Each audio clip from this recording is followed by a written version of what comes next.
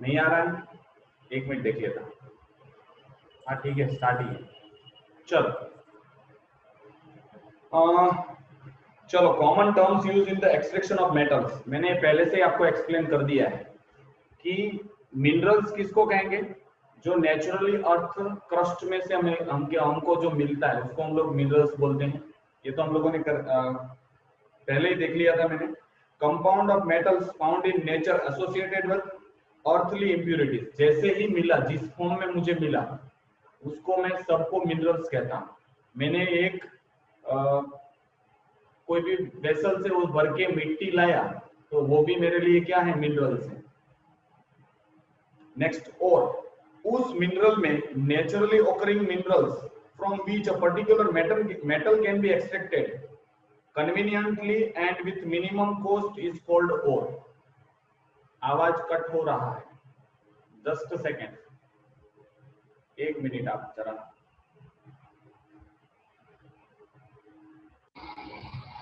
अब ठीक है? यस और नो? आवाज ठीक आया? Okay, thank you.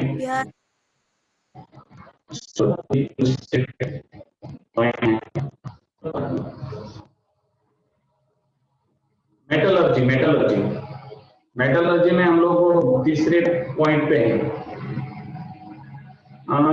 यूट्यूब में प्रॉब्लम है, नहीं आ रहा है उसका, फिर साउंड नहीं ठीक से आ रहा है, मतलब ब्लर हो रहा है। सुबह भी ऐसे ही होते लेक्चर, तो मैं फिर इसमें रिकॉर्ड करता हूँ, उसको अपलोड कर देता हूँ। मैंने 4 वीडियो अपलोड कर दिए हैं, उसकी लिंक शायद एक साथ भेज दूंगा, आज ही शायद भेज दूंगा सबकी लिंक शाम को, ठीक है?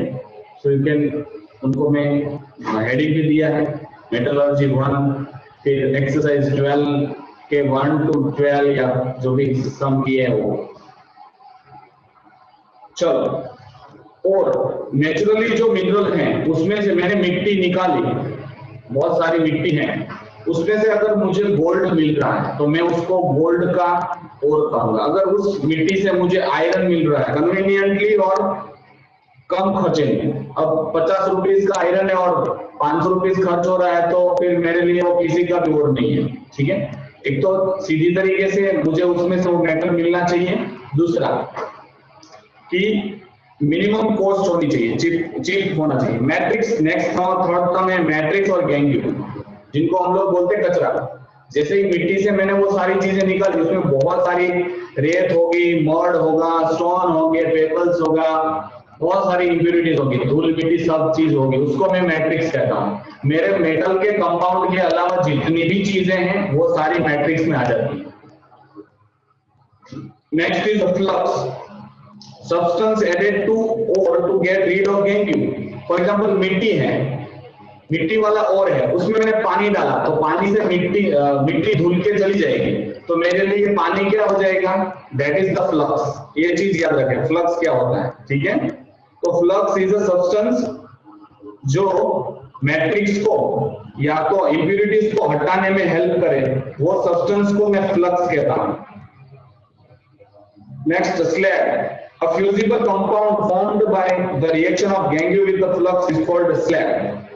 अब मिट्टी ने और धूल ने मिलके क्या बनाया होगा, कीचड़ जैसा या तो गंदा पानी, उसको हम लोग क्या बोलेंगे, स्लैग। तो इधर 3 टर्मिनोलॉजी याद रखें। फर्स्ट इज मैट्रिक्स, धूल मिट्टी जो भी अवेलेबल है मैंने जो मतलब मिट्टी निकाली है, मेरा मेटल के अलावा जो भी धूल मिट्टी है, रेत है, पेबल्स है, स्टोन है, वो सब मैं उसको मैट्रिक्स कहूंगा।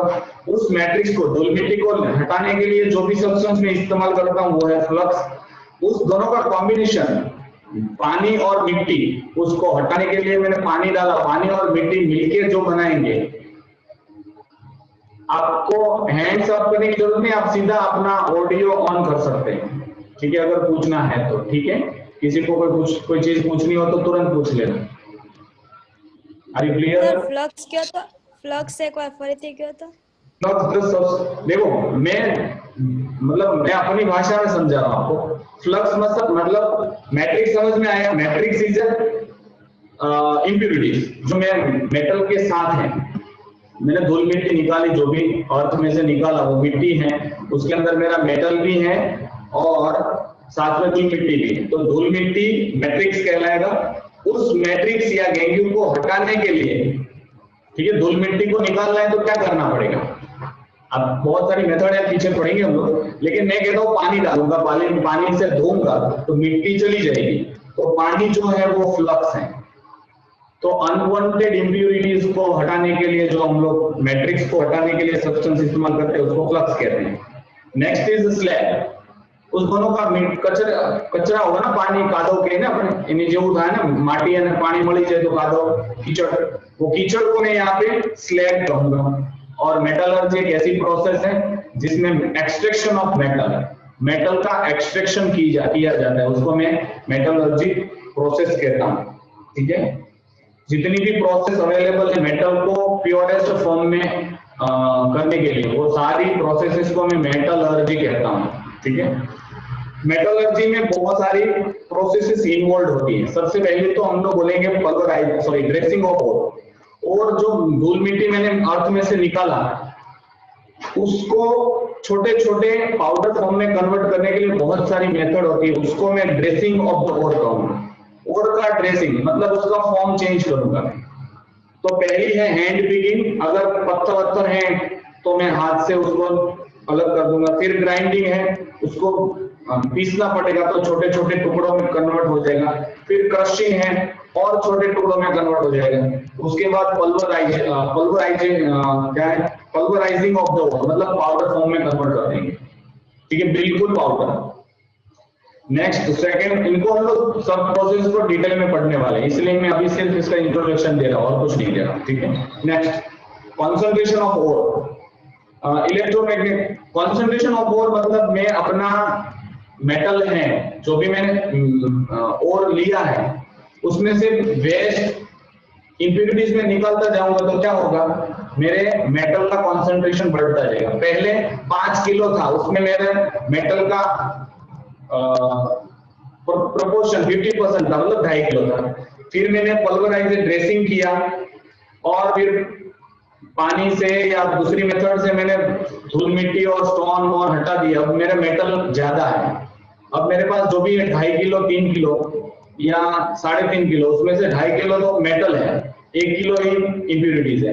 तो मैं कहूंगा उसको कंसंट्रेशन ऑफ ओर। वो 3 मेथड है, electromagnetic process, gravity process and Frost rotation. इनको भी हम लोग डिटेल में पढ़ने वाले हैं। नेक्स्ट, अब जो भी मेरे पास ओर बचा है वो कंपाउंड फॉर्म में है।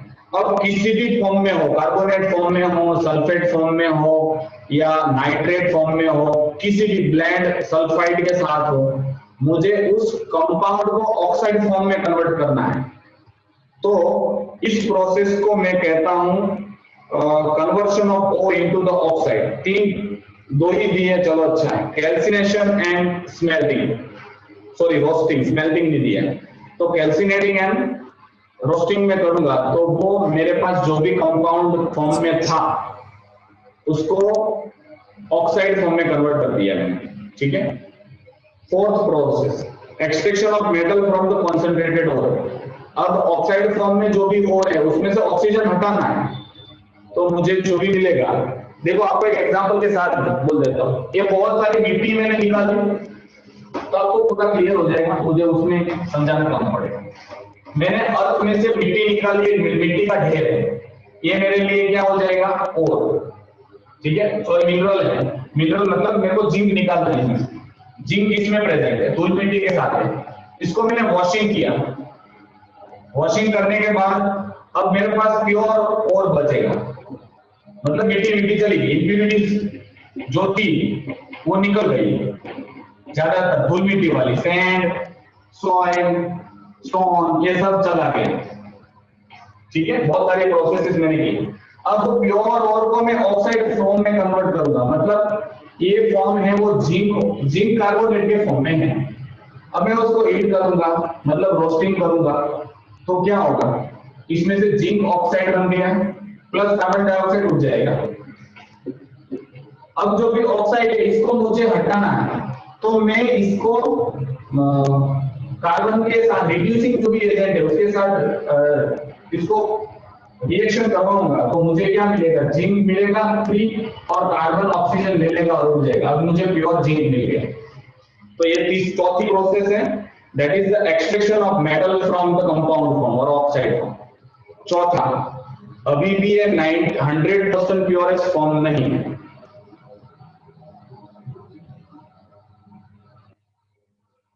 अब ये प्रोसेस क्यों देते हैं मुझे क्या पता, आप आईसीसी वालों को पूछो।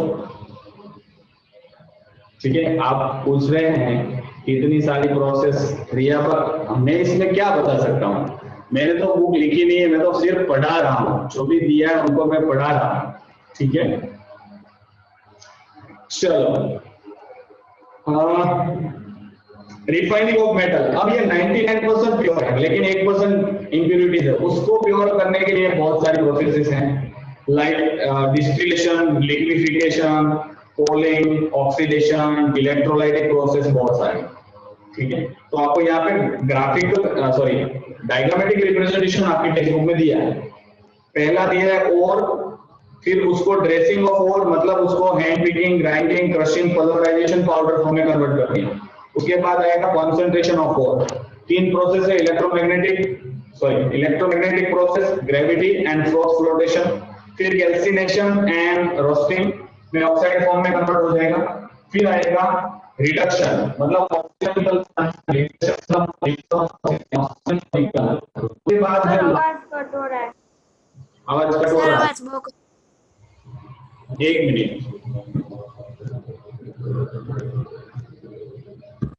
सर सर इसमें ये आवाज कट होता है और यूट्यूब में ब्लर आता है, इसलिए गूगल मीट करो ना, गूगल मीट। सर अवाज ही नहीं आ रहा है, हाँ चला गया। सर क्या बोल नहीं बोले सीधे हाँ करे। सर नहीं हमारा तू सर काय सर आवाज नहीं आ रहा है। नहीं दे रहा है।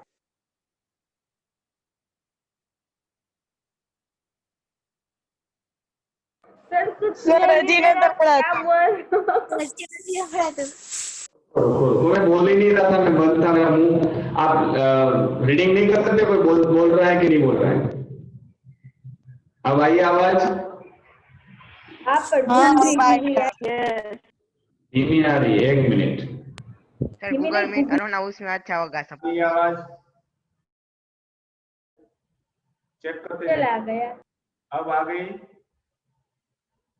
हाँ ठीक आ रही है? हाँ हाँ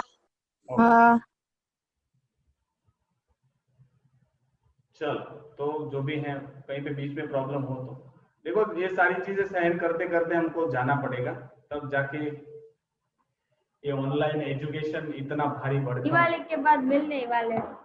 तो अच्छा है, जल्दी से मेरे को ये आप जो टाइम दे रहे हो ना, ये सारी चीजें मुझे आधे टाइम में मैं समझा देता हूँ। मैं मैथ्स में जितना वक्त लेता हूँ, साइंस में जितना वक्त लेता हूँ, बायोलॉजी, केमिस्ट्री, फिजिक्स, उससे आधे वक्त में मुझे समझाने में सामने होंगे तो इजी रहेगा। ठीक है, चलो जो भी है। સર તો આજે પ્રોસેસ કરવી તો એનાથી ઓક્સિજન વધારે ન થાય, એટલે કાર્બન ડાયોક્સાઇડ વધારે ન યુઝ। लेकिन अगर आपको आपके घर में आयरन की चीजें ना हो तो कंफर्टेबल, अब हमारे लिए कंफर्टेबल के लिए हम लोग कितना पोल्यूशन कर रहे हैं। ठीक है, तो ये तो चलता ही रहता है। तो कार्बन डाइऑक्साइड प्लांट को तो चाहिए फोटोसिंथेसिस में, अगर होगा ही नहीं तो बिल्कुल फोटोसिंथेसिस होगा ही नहीं।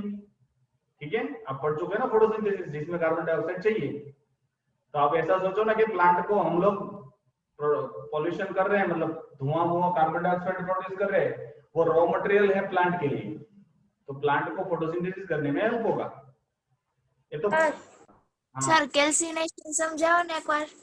वो भी प्रोसेस सारी मैं समझाऊंगा। कैल्सिनेशन एंड रोस्टिंग दोनों बहुत अच्छी प्रोसेसेस है। कैल्सिनेशन में आपको याद रखना है कि in absence of oxygen, air के एब्सेंस में एक बॉक्स में मैंने जिंक ऑक्साइड भर दिया, सॉरी जिंक कार्बोनेट, इसको बिना ऑक्सीजन को मैं यहाँ से हीट करूंगा तो क्या होगा, इसमें से CO2 निकल जाएगा। That is the calcination. Roasting, roasting तो आपको बताइए, आप भुट्टा से पापड़ આપણે શેકીએ ને એને રોસ્ટિંગ કહેવાય, in presence of oxygen, that's it. इसको सारी प्रोसेसेस आ रही है, डोंट वरी। चलो पहली प्रोसेस पढ़ते हैं, dressing of ore. Dressing of ore में हम लोग 3 प्रोसेसेस पढ़ने वाले हैं। ये तो मैंने जनरल आइडिया दे दिया आपको, इस तरह से होता है। चलो, process which gives the ore such a physical form so that the gangue can be easily remove from it. एक ऐसी प्रोसेस जिसमें से इंप्योरिटीज निकालना बहुत इजी हो जाए, उस फॉर्म में हम लोगों को इंप्योरिटीज निकालना आसान हो जाए, उसको मैं ड्रेसिंग ऑफ ओर कहूंगा। तो पहली है हैंड पिकिंग। कुछ बड़े बड़े लम्स हो, अनवांटेड रॉक्स हो, उसको पकड़ पकड़ के फेंक के निकाल दो, तो क्या होगा, हमारा कॉन्सेंट्रेशन ओर का बढ़ जाएगा, कचरा का कॉन्सेंट्रेशन कम हो जाएगा। दूसरी प्रोसेस ग्राइंडिंग एंड क्रशिंग। तो ये क्या करते हैं, बड़े बड़े जो पीसेस है उसको छोटे पीसेस में मैकेनिकली, मशीन से, हाथ से, कुछ भी किसी भी तरीके से, जॉ क्रैकर से, स्मॉल स्मॉल पीस में। जॉ क्रैकर मतलब ऐसे ऐसे होता है, ठीक है, आपने शायद वो जहाँ पे छोटे छोटे पत्थर बनने की फैक्ट्री होती है देखा होगा, क्रशर इनको बोलते हैं, क्रशर। तो बड़े बड़े पत्थर को डालते हैं तो छोटे छोटे पत्थर के फॉर्म में आ जाता है, that is the jaw crusher. These pieces are further hammered in the hammer mills. अब इसको हैमर मिल क्या होता है पता है, एक ऐसा सिलेंडर शेप का होता है और यहाँ से इसको घुमाया जाता है ऐसे, और अंदर छोटे छोटे स्टील के बॉल होते हैं, और इसके अंदर मैं पत्थर डाल रहा हूँ, ये पत्थर बोल रहा हूँ। तो जब भी ये घूमेगा तो ये गोल गोल बड़े बड़े जो स्टील के बॉल हैं वो टकराते हैं, बीच में अगर ये आ गया तो बिल्कुल क्रश हो जाएगा, उसको हम लोग बॉल मिल्स या हैमर मिल्स बोलते हैं, ठीक है। फाइन पाउडर अगर हो जाएगा, पल्वराइजेशन में भी मतलब ऐसा ही है कि बिल्कुल पाउडर फॉर्म में कन्वर्शन कर देना किसी भी ओर का।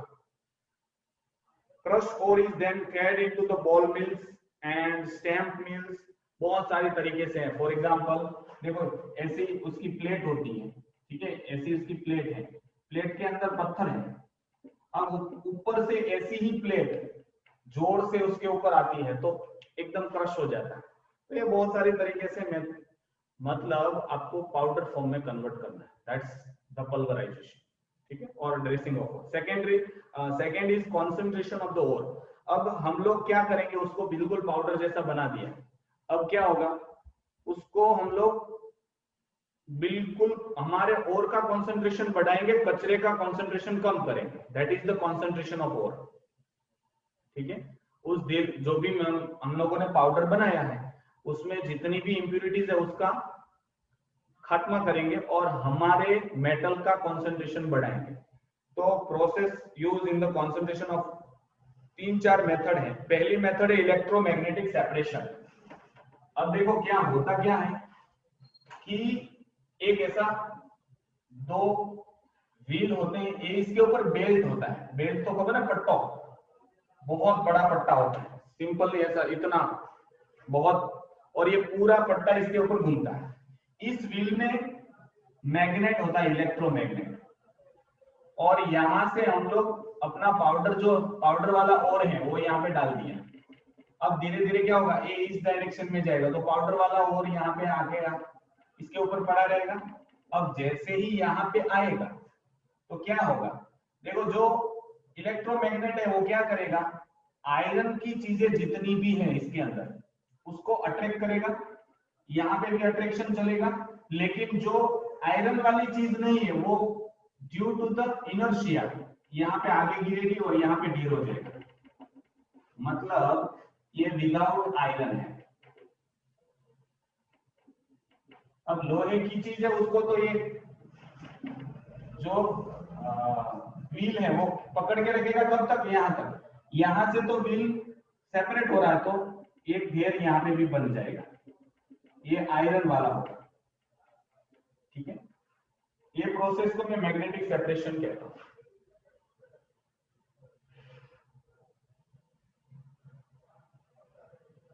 ड्रेसिंग ऑफ ओर को उसका मतलब है मैं उस फॉर्म में ओर को बनाऊंगा कि इजीली इंप्यूरिटीज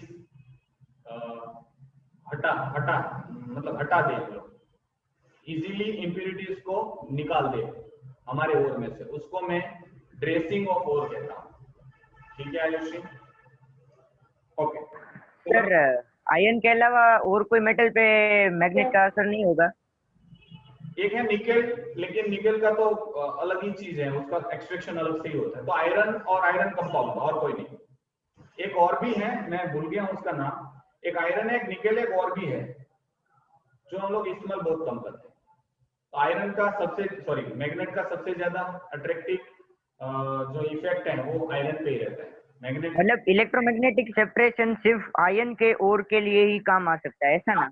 या तो आयरन का ओर होना चाहिए, या तो आयरन एज ए इम्प्यूरिटी होनी चाहिए। फॉर एग्जाम्पल एल्यूमिनियम का ओर है और मुझे इसमें से आयरन फेरिक ऑक्साइड निकालना है, या आयरन का कोई भी इम्प्यूरिटी से उसको निकालना है, तो उसी के लिए ये इस्तेमाल हो सकती है। या तो आयरन एज ए ओर होना चाहिए, या तो मुझे आयरन चाहिए, या तो आयरन एज ए इम्प्यूरिटी है उसको दूर करना है। ठीक है, तो आयरन वाली चीज है, बरोबर, रेडी। ये मेथड चलेगी। ठीक है, बरोबर बरोबर। आएगा अभी, दो स्टेटमेंट है पीछे। चलो, इसमें क्या होता है, the pulverized ore is allowed to fall on the moving rubber belt. एक बेल्ट है, उसके ऊपर ये ओर को मूव किया जाता है एक एंड पे। One pulley on which belt moves has a strong electromagnet. इसके ऊपर स्ट्रॉन्ग इलेक्ट्रोमैग्नेट है, तो ये क्या करेगा, जब ओर आएगा तो आयरन की चीजें इसके साथ अट्रैक्ट होगी, तो इसको छोड़ेगा नहीं यहाँ पर।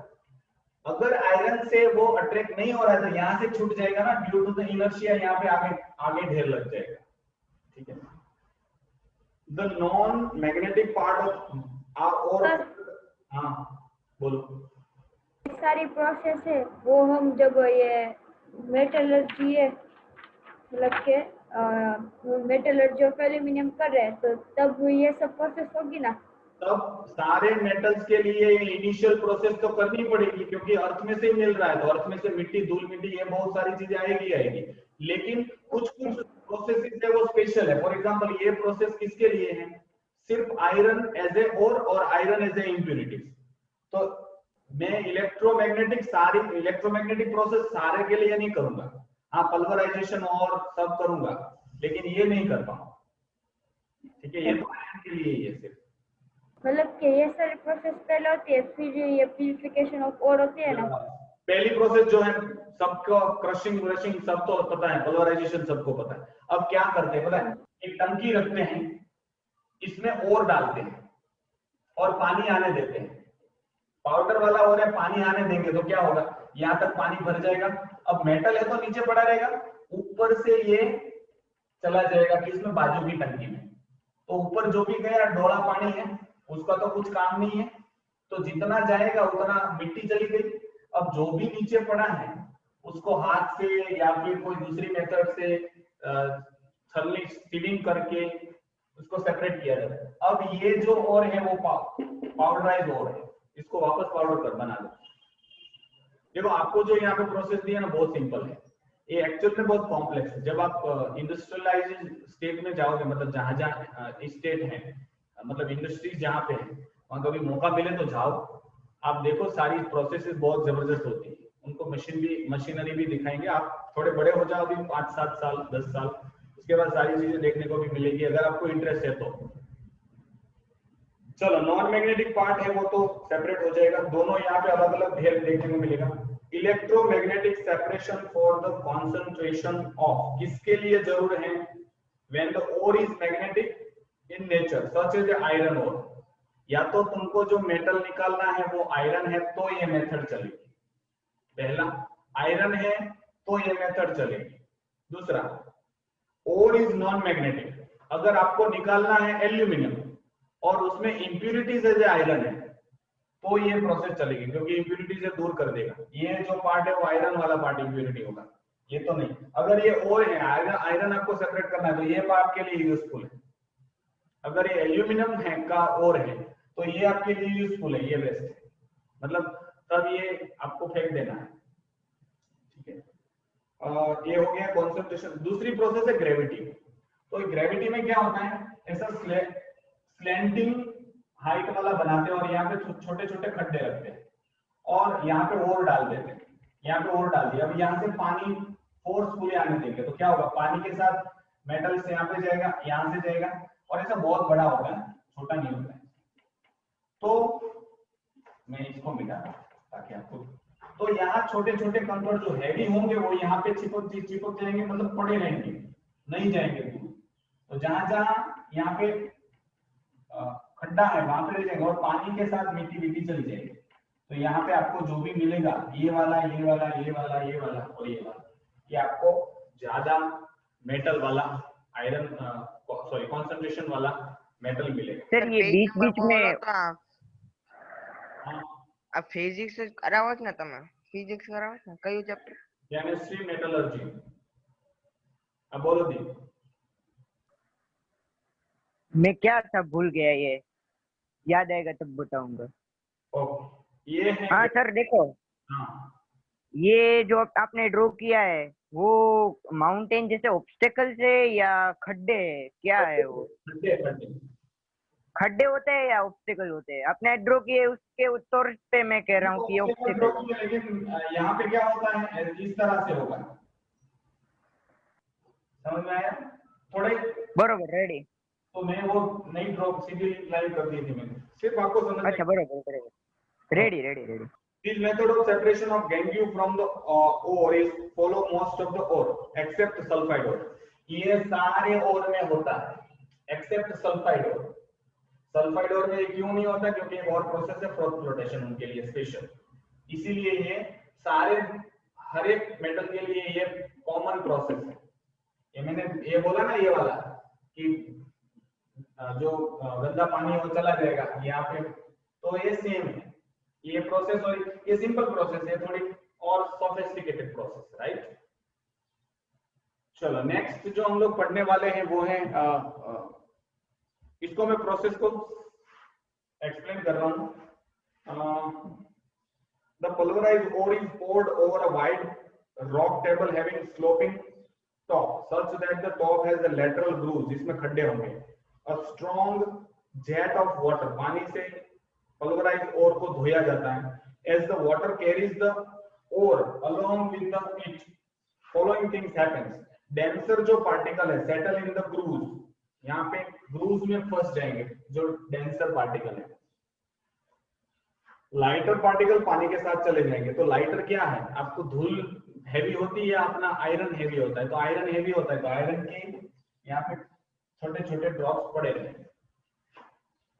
Next is the rocking movement of the tabletop throws the heavy one particle sideways from where they are collected। फिर इसको साइड में लेके हम लोग या तो उसको इस तरह से मतलब ब्रूमिंग करेंगे कि एक जगह पे इकट्ठा हो जाएगा, फिर कलेक्ट कर लेते हैं। बहुत सारी प्रोसेसेस है।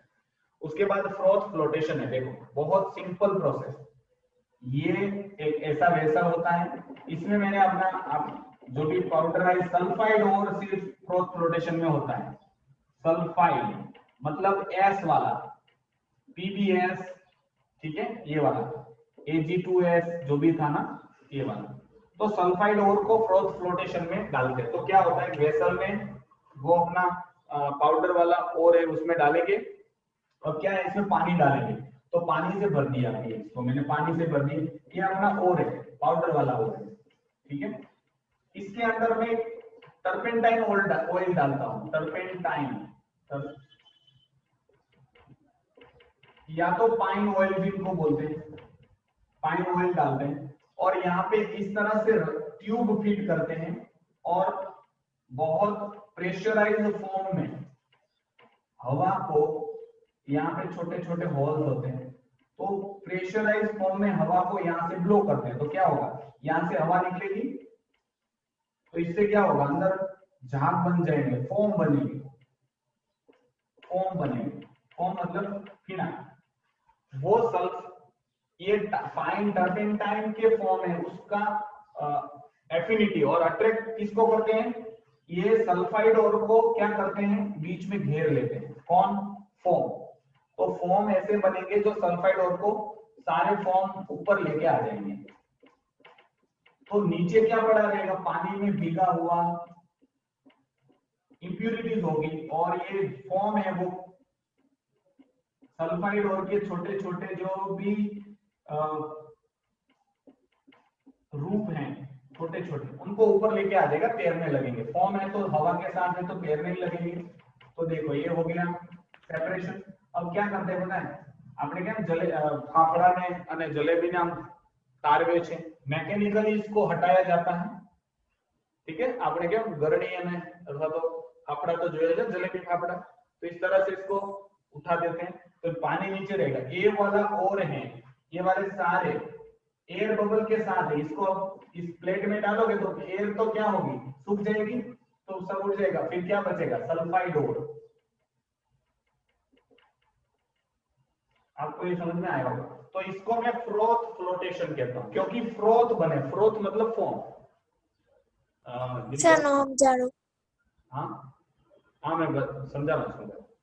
तो ये प्रोसेस किसके लिए है, सल्फाइड ओर के लिए, इतना आपको पता होना चाहिए। दूसरा, पानी पाउडर फॉर्म में और इसको एजिटेट किया जाता है। एजिटेट मतलब नीचे से उसको एयर ब्लो की जाती है। एयर ब्लो करेंगे हम लोगों को, आपको पता है पानी की बकेट है, उसमें आपने निरमा पाउडर डाला हुआ, ऐसा हिलाओगे तो क्या होगा, झाग बनते हैं। सेम थिंग यहाँ पे होता है, आपने इंप्यूरिटीज डाली, पानी डाला, टर्पेंटाइन ऑयल डाला, अब आप क्या करोगे, एयर ब्लो करोगे। एयर ब्लो प्रेशराइज फॉर्म में हवा नीचे से ब्लो होगी तो क्या होगा, बबल्स बनेंगे। बबल्स, वो बबल्स को एक एफिनिटी है, this turpentine bubbles A form froth बनते हैं। वो क्या करते हैं, सल्फाइड ओर को पकड़ के ऊपर चले जाते हैं, मतलब they have affinity to attract sulphide ore.